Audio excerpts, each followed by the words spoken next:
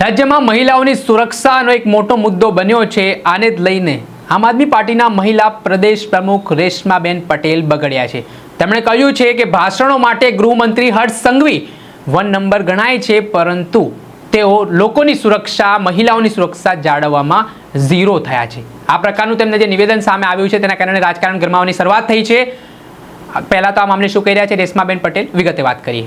વૈષ્ણવજન તો તેને કહીએ જે પીડ પરાઈ જાનાને રે। નમસ્કાર દર્શક મિત્રો, નવજીવન ન્યૂઝમાં આપનું સ્વાગત છે। હું છું ફૈઝાન।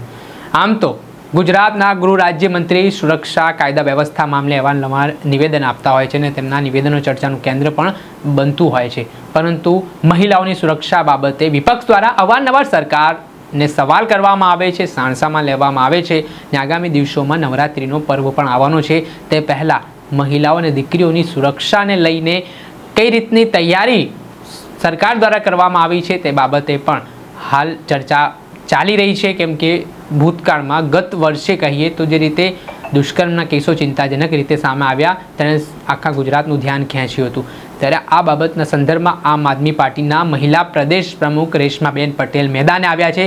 તેમણે ગૃહ રાજ્યમંત્રી હર્ષ સંઘવીનું રાજીનામું માંગી લીધું છે। તેમણે કહ્યું છે કે મહિલાની સુરક્ષામાં સરકાર નિષ્ફળ ગઈ છે, ગૃહમંત્રી નિષ્ફળ ગયા છે, તેમણે રાજીનામું આપી દેવું જોઈએ।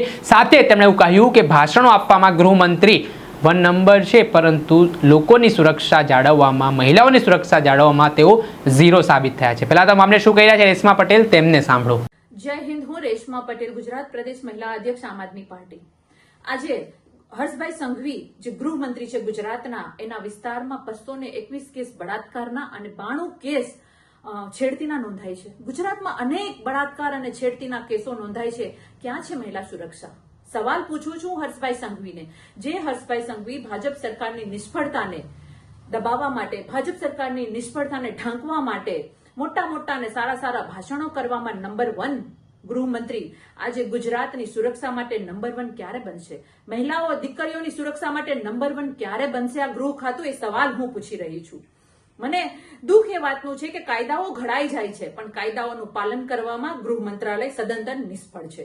આજે હું ગુજરાતની દીકરીઓ માટે, ગુજરાતની મહિલાઓની સુરક્ષા માટે કાળી પટ્ટી બાંધી અને હર્ષભાઈ સંઘવીના ગૃહ મંત્રાલયનો વિરોધ કરું છું, ભાજપ સરકારનો વિરોધ કરી છું અને સુરક્ષાની માંગણી કરી રહી છું। તમે સુરક્ષા આપવામાં નિષ્ફળ ગયા છો તો આપી દો રાજીનામું, તમને ખુરશી ઉપર બેસવાનો કોઈ અધિકાર નથી। ગુજરાતમાં દીકરીઓ પીંખાઈ રહી છે। કેટલાય કેસ એવા છે જે છાપે ચડે છે, જે ચોપડે નોંધાય છે, અને કેટલાય કેસ તો એવા છે કે જે એમને દબાવાઈ જાય છે। મારે એટલું ગૃહમંત્રીને કહેવું છે કે તમે આ ખુરશી ઉપર બેસવાને લાયક નથી। અમે ગુજરાતની દીકરીઓ તમારી પાસેથી રાજીનામું માંગીએ છીએ। તમે માત્ર ભાજપ સરકારની વાહવાહી કરવામાં નંબર 1 છો, પણ ગુજરાતની દીકરીઓને સુરક્ષા આપવામાં ઝીરો છો। આ વાત સ્પષ્ટ સાબિત થાય છે તમારા આંકડાઓ જોઈને। એટલે અંતમાં એટલું જ કહું છું કે રાજીનામું આપી દો અને ગુજરાતની દીકરીઓની સુરક્ષા માટે યોગ્ય વ્યક્તિને સ્થાન આપો અને સુરક્ષા અમારી કરો, એટલી મારી વિનંતી છે। આપણે સાંભળ્યા હતા આમ આદમી પાર્ટીના મહિલા પ્રદેશ પ્રમુખ રેશમા પટેલ, તેઓ આકરા પાણીએ જોવા મળ્યા છે। ગૃહમંત્રીના રાજીનામા સુધીની તેમણે વાત કરી દીધી છે, તેના કારણે રાજકારણ ગરમાવાની શરૂઆત થઈ છે। અવારનવાર વિપક્ષ દ્વારા કોઈ પણ ઘટના જ્યારે બનતી હોય છે ત્યારે ગૃહમંત્રીના રાજીનામા અંગેની તેઓ માંગ કરતા હોય છે। ત્યારે આગામી સમયમાં જોવું રહ્યું કે ગુજરાતની કાયદા વ્યવસ્થા સુદૃઢ બને, સુનિશ્ચિત થાય, લોકોનો વિશ્વાસ ફરી કાયદા વ્યવસ્થા પર પ્રસ્થાપિત થાય, તે માટે સરકાર કેવા આકરા પગલાં લે છે। દર્શક મિત્રો, આવા જ નવા વિડીયો સાથે આપને માહિતગાર કરતા રહીશું, એટલે નવજીવન ન્યૂઝ જોતા રહો। વૈષ્ણવજન તો તેને કહીએ જે પીડ પરા